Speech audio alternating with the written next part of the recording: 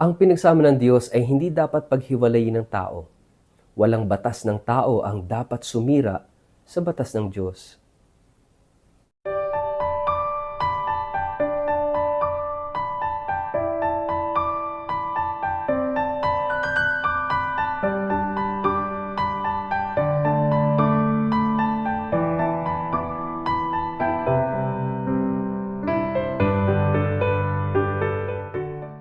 Ang mabuting balita ng Panginoon ayon kay San Mateo.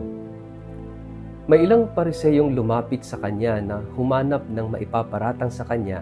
Tanong nila, naayon ba sa kautusan na hiwalayan ng lalaki ang kanyang asawa sa kahit anong dahilan?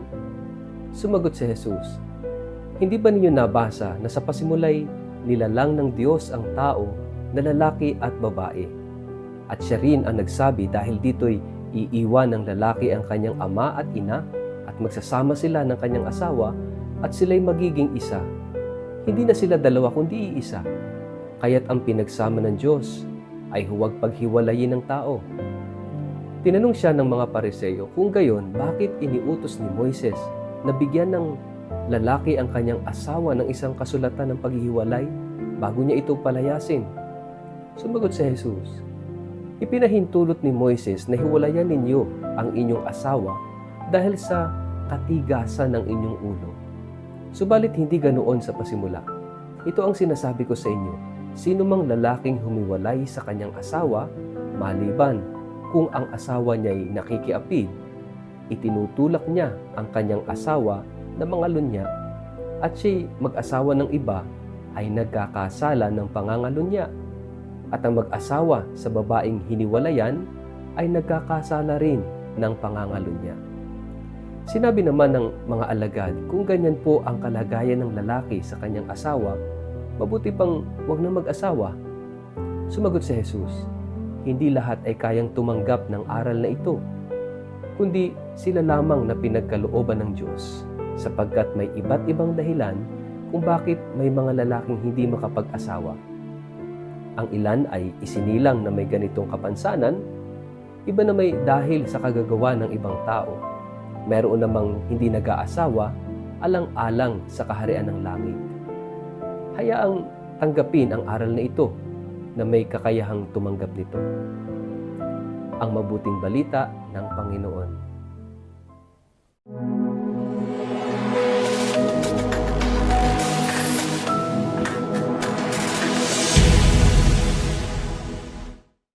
Mapagpalang araw po sa inyong lahat. Kumusta po kayo?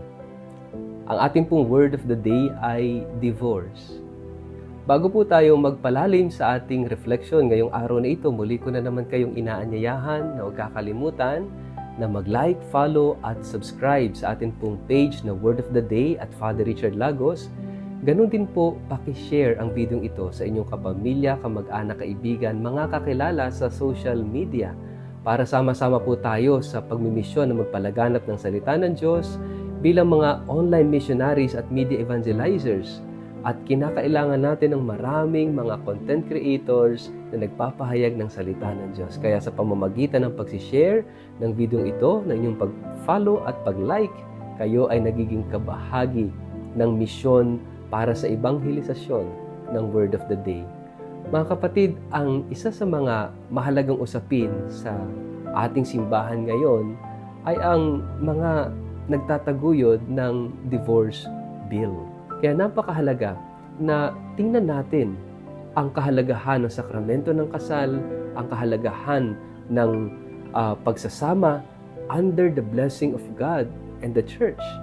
Kaya nga, itong usaping ito magpahanggang ngayon ay napakahalagang pag-usapan at maituro sa ating mga anak, sa ating mga estudyante, sa bawat isa, kung gaano kahalaga ang sakramento ng kasal at kung bakit ang simbahan magpahanggang ngayon ay tutol sa batas na ito ng diborsyo. Bakit po? Kasi ang kasal bilang sakramento ay nilikha, ginawa ng Diyos. God is the sole author of marriage. Lagi po nating tatandaan po yan.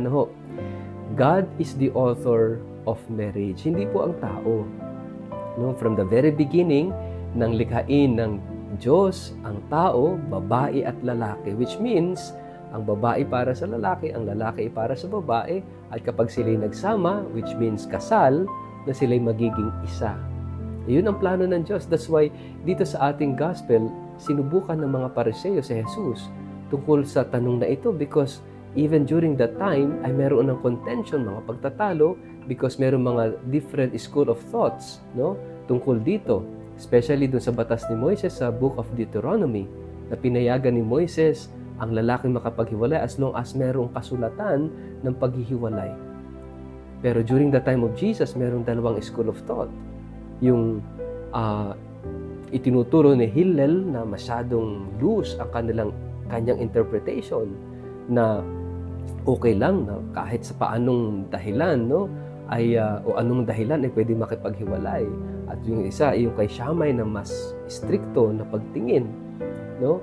Ang sinasabi rito ni Jesus is whether you are loose or strict sa pag-interpret doon sa batas ni Moises tungkol sa paghihiwalay, nais dalahin ni Jesus tayong lahat sa original plan of God. Ano ba talaga? Because God is the author of marriage. Ang Diyos ang may akda ng kasal, ng pagsasama. From the very beginning, kung bakit nilikha tayong babae at lalaki. So mahalaga, ano ba talaga? Balikan natin ano ang original plan of God. At yun ang sinasabi sa aklat ng Genesis. Because the original plan of God is communion, ang pag-iisa. No? Kaya nga hindi na sila dalawa, kundi iisa. At ang pinagsama ng Diyos ay hindi dapat paghiwalayin ng tao. Ang pinagsama ng Diyos, it's very clear. Ang batas ng Diyos at ang Diyos ang dahilan ng pagsasama ng mag-asawa. And no human law whatsoever ang dapat o pwedeng maghiwalay sa kanilang dalawa. The problem is, binabaliktad na natin ngayon. Dahil sa katigasan ng ulo, sabi ng Panginoon, dahil sa katigasan ng ulo ng tao, ginagawa na ng tao ang sariling Diyos na kaya niyang ipawalang bisa ang batas ng Diyos. Which is, kung ikaw ay isang mananampalataya, kung talagang tunay kang naniniwala sa Diyos, ay hindi ka sasang-ayon dito. Dahil ang tao ay hindi Diyos para ipawalang bisa ang batas ng Diyos. At ang batas ng Diyos, ang pinagsama niya, ay hindi dapat pinaghihiwalay ng batas ng tao. Kaya nga kapag we play role like gods at ipinawalang bisa natin ang batas ng Diyos, mananagot tayo sa Diyos. At the end of the day, pananagutan natin ito sa Diyos. Kaya nga sa simbahang Katoliko, hindi po solusyon ang kasal kapag nabuntis na ang isang babae. It doesn't mean nabuntis na, kasal agad. No. It's not a solution. Kaya mahalagang ma-establish na totoo bang mahal nila ang isa't isa. Kaya nga napakahalaga na ingatan ng babae ang kanyang sarili, ng lalaki ang kanyang sarili, na huwag papasok sa isang relasyon, sa isang ugnayan na hindi kayang panindigan, panghabang buhay. No? At of course, hindi solusyon ang pagpapalaglag ng bata. Ang abortion is not is a murder, no, of the innocent. Kaya nga, kung mayroong ganitong mga sitwasyon na hindi kayang panagutan, wala pa sa tamang edad, o kaya ay may iba pang mga dahilan at hindi talaga para sa isa't isa ang babae at lalaki, huwag ipagpilitan. Kung nabuntis, alagaan ng bata, iluwan ng maayos, alagaan, itaguyod. Pero huwag ipagpilitan ang sakramento ng kasal kung hindi nila talaga mahal ang isa't isa. Mahalaga ang sakramento ng kasal kasi ito ang plano ng Diyos. Ang plano ng Diyos ay komunyo, na kung saan ay sumasalamin sa plano ng Diyos sa simbahan. Gusto ng Diyos, dumating ang panahon, at ito yung sinasabing the wedding feast doon sa langit, na kung saan si Jesus ay ikakasal sa buong simbahan sa ating lahat at magkakaroon ng pag-iisa. Ito ay magaganap sa buhay na walang hanggan. Kaya yung earthly marriage ay sumasalamin doon sa heavenly marriage. Kaya ang demonyo gustong sirain ang sakramento ng kasal, gustong sirain ang diwa ng pamilya because ang pagsasama ng mag-asawa is a reflection of the will and plan of God for us.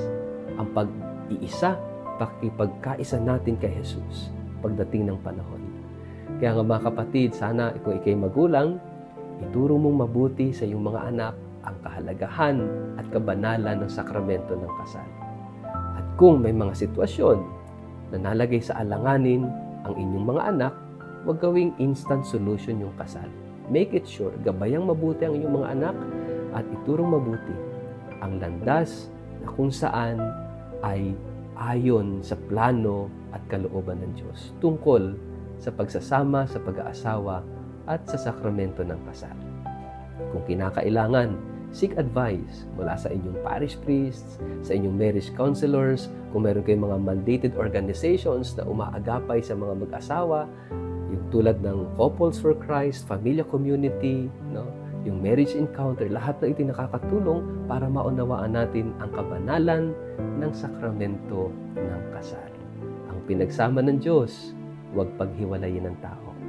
Sa ngalan ng Ama at ng Anak at ng Espiritu Santo, Amen. Ama naming Diyos, maraming salamat sa biyaya ng sakramento ng kasal na kung saan ay aming nasasalamin ang iyong dakilang plano para sa aming lahat. Ang makalangit na kasalan sa pagitan ni Jesus at ng buong simbahan. Nawa kaming lahat ay makatupad sa iyong banal na kalooban. Amen. Pagpalain po kayo at ingatan ng makapangyarihan Diyos, Ama at Anak at Espiritu Santo. Amen.